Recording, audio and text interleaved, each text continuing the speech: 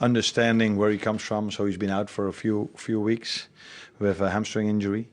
Then play on Sunday, 2 days later again on Wednesday, and then 2 days later again in an early kickoff against Everton. You have to manage his load.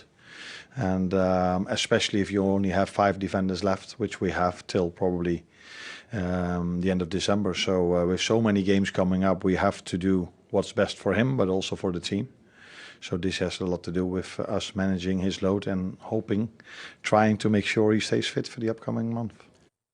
That's on a slot. When we come back, we'll hear from Eddie Howe, who's up against him tonight. He's only beaten Liverpool once as a Premier League manager. And we'll also give you that. That's the DNA of Newcastle United. Bobby Robson summed it up perfectly. What is a club in any case? Not the buildings or the directors or the people who are paid to represent it.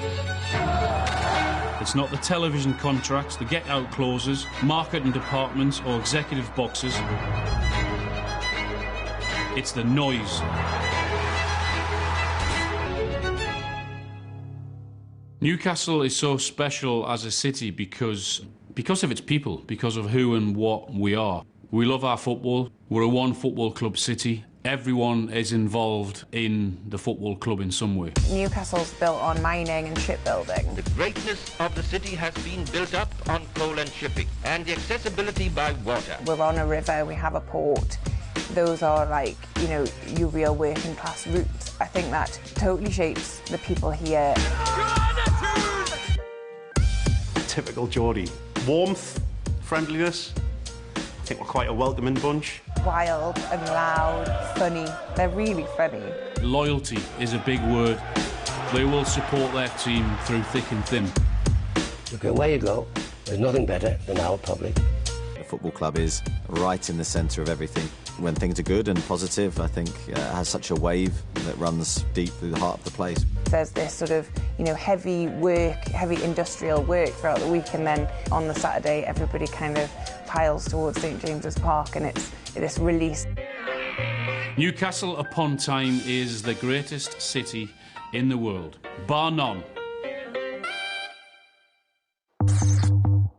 You can tell him now, be watching it, we're still fighting for this title. Where do we start? When I was a kid, for a day I watched the full Newcastle United history because my dad had the DVD. The club's had a mixed history, but there is a history there. 51, 52 and 55 were the last 3 times they won the FA Cup. Home with the FA Cup are the Wembley Heroes. 1969 was their last trophy they'd won. It was the Old Fairs Cup. I will love it if we beat them. Love it.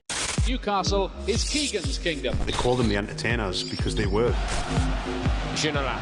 It's simply world class. Neutrals at the time were watching those games for goals, for entertainment, for drama.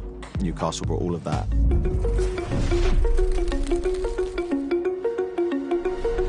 The stadium's there, it never leaves you, and it's got such a powerful presence in the city. It's in between everything.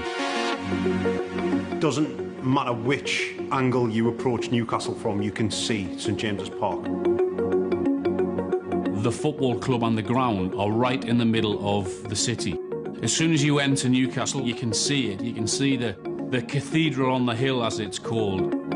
I think it's symbolic, really, of the power the stadium has over the city. There's no greater arena to play football in than St James's Park.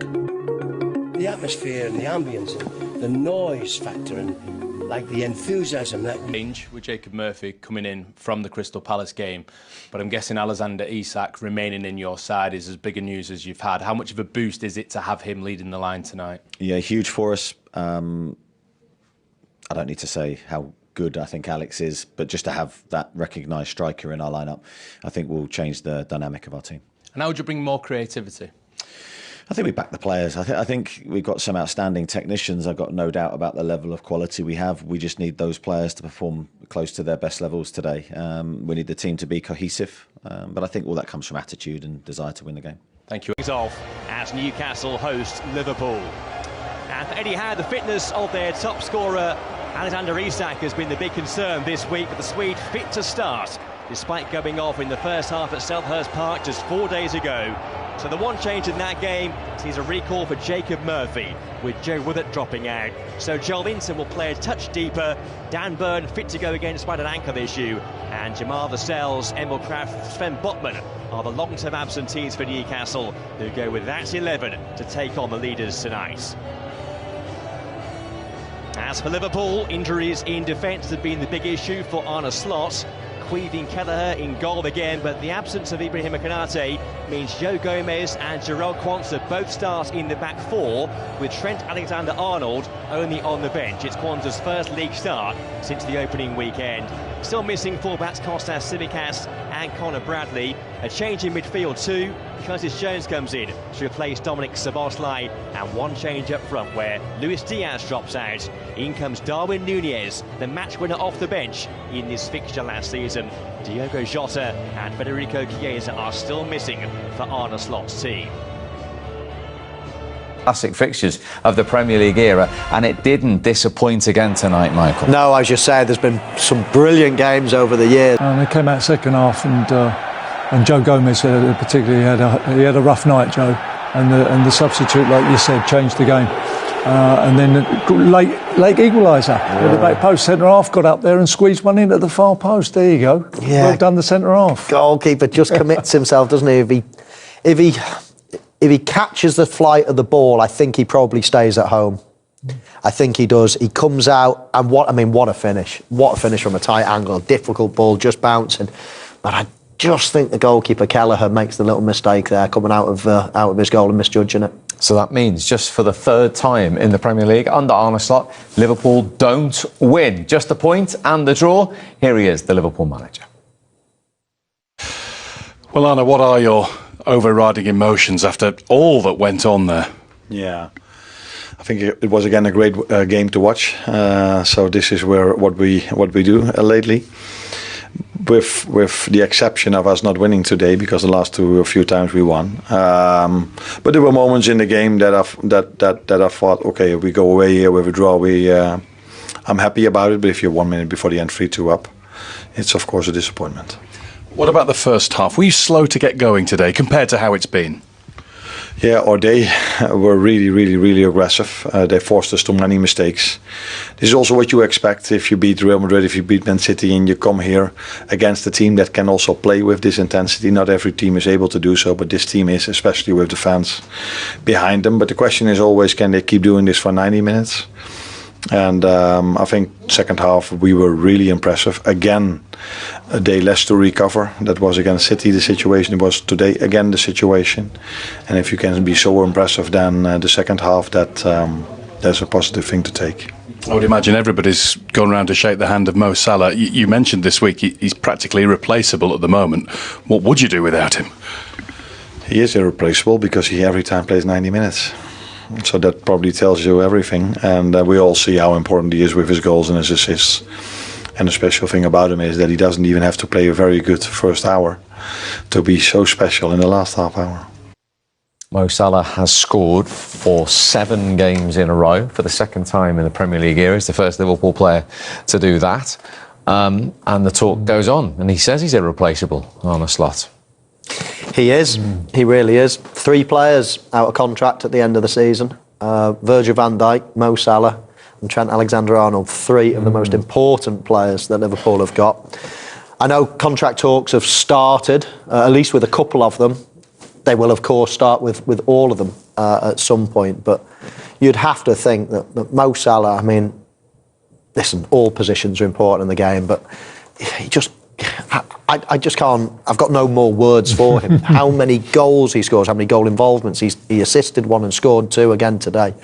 He's relentless. He's never, ever injured. He's still as quick as he's ever been, as strong as he's ever been.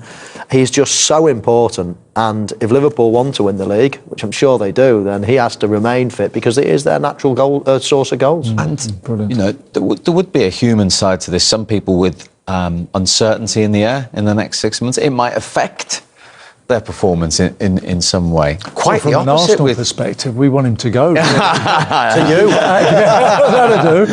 Well, we've got Saka. He's two exceptional players that play in the same position, you know. It's quite the opposite with Mo Salah. He's just getting better and better. It's not affecting him in the slightest. No, absolutely. And I gave Liverpool a bit of criticism there for starting slowly, but the coach said that Newcastle deserves some credit here, and I think it is a very tough place to go. And credit to them for, you know, first half they did put Liverpool under a huge amount of pressure, but like he said also that the difference, you got to get the ball to Salah to make it to do it, and they weren't getting through the lines. And when they brought Trent on, Michael did a little bit of an analysis on it, and you need to get the ball to him and play with him. You know, it's a little bit like Saka and Odegaard. You know what I mean? Saka's a different player when he's got Odegaard in the team. You know, when he's connecting with people, he's there playing off of people. First half, he didn't have no one to play with, and then second half, we brought the sub on, and Trent comes in there and he starts to do some damage and comes alive, because he can't do it on his own. You know, it's a team game and stuff. And he was on fire again, absolutely on fire. He's a magnificent player, but you have to play with him, get him ticking. And we're talking about fine margins, and Quiveen Kelleher has been magnificent in Alisson's absence, who Arne Slot said he's not back probably till the new year or at the end of this year. Concentration for a split second. I would hate to criticise him, because I think he's absolutely outstanding, this lad. And do you know what? It's the flight of the ball that he couldn't get there. But actually, looking at that, he possibly could flick it on, but he just doesn't know what's behind him.